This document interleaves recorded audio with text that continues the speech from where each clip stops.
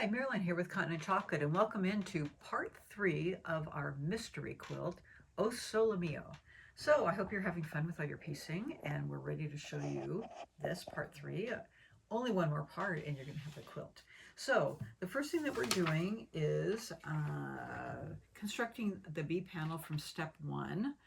And so we're taking that big panel that you have, and we're going to be cutting it into 12 3.5-inch wide sections if you're doing the big quilt, 2.5-inch wide sections if you're doing the small quilt. So we've already cut it up, but this is what it looks like. Okay.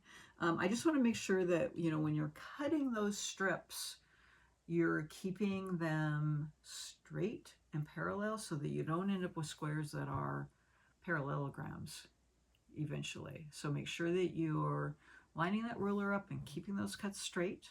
And so again, you need 12 of those, and then you're going to sew a section from step 9 to both sides of a B section, which is cut.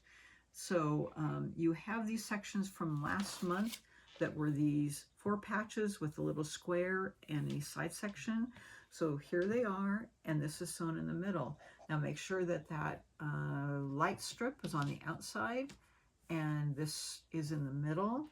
And then you're going to be pressing them in to the strip that you just did. So they're going to be pressed in, okay?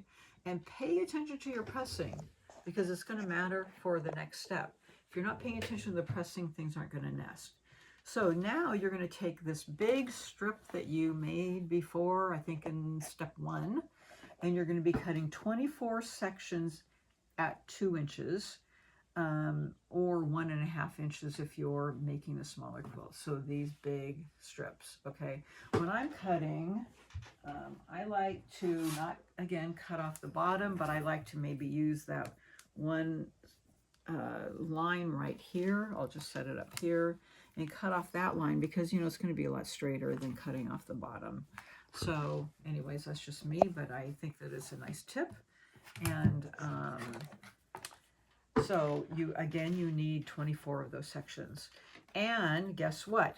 Those are going to be pieced to the top and bottom. Now these were pressed to the inside and these are pressed to the outside. So, they're going to nest very nicely. But I would suggest pinning them because this is a long stretch of sewing and it doesn't always work out if you're holding it just with your hand. They don't always continue to sit where they're supposed to sit. So I would pin at each of those intersections and get those sewn along. And then they have you pressing out. So meaning pressing out to there. Okay, so press out. And there you're going to have 12 of those. And I've made mine also. So this is what mine is looking like. Okay, so there's my block there, and there's Jerry's. And we're going to move on to the next step. So you had a unit from figure 1 of step 6, and there are birds in the air. So that was this one right here. And you need to take the other section that was these crazy little sections, and you had a mirror image. So one looked like this with this triangle on this side and this triangle on this side. So what you're going to be doing is first off sewing this one to here. Basically, they're going to be looking like this when you finish. Okay, this big triangle sewn to here and this big triangle is here, and this is going to be on point. So in order to not get confused by this picture, first set your blocks up like this so they look like it, so you know where you're going.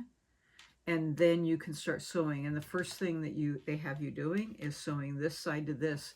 Now, when you sew these, first of all, if you have any points sticking out, which you would have when you sew these on, you have these dog ears, trim them all off because they're going to be in your way. So the first thing you do is this is going to be flip over to here, and this will nest right into here. So this will fit, and this one is sewn that way and this is sewn that way, so it's going to nest right into there. Okay, and your sewing is from here down, and this is going to just stick out. Okay, and it's even bigger than a 1/4 inch because your 1/4 inch line is about like right there, and that's going to be bigger, but that's okay. It's meant to be. All right, so, and then this is already sewn on, and it's going to be pressed out to the piece you just added on. And now we're going to add, I'm going to get this out of the way, we're going to add the other side. Okay, and it doesn't go here, it goes here. But before I do that, I would cut off this piece right here. And so I would just cut off this piece, okay? And then add the other side. And again, this is pressed this way and this is pressed that way, so they nest right here. And your sewing line is down here. All right, so you end up with this really nice piece that looks like this, and you have your about 1/4 inch seam right there. And these match up very nicely. So that's where we're ending up. And mine are similar over here. Mine look like this. And then you do have a few pieces left over, but here's mine. So we have 3 blocks. Well, sort of 3 blocks. We have a block that we finished last month. We have this block, and we have these pieces. Can you guess? Not yet, but sort of, maybe. Kind of. Kind of. But I don't know what happens with these. I don't know where these go. I don't know. I'm not going to guess. I don't want to spoil the mystery. All right. I haven't really seen a picture since we picked it out months ago, so I don't really know what it's going to be. I want to wait for the mystery next month. So the next clues come out May 1st, and that will be the final clue, and that will be the last bit, putting it together. And at that time, we'll also be announcing our very, very fun show and tell, where everybody comes and shows off all of the quilts, and I will tell you they always look completely different.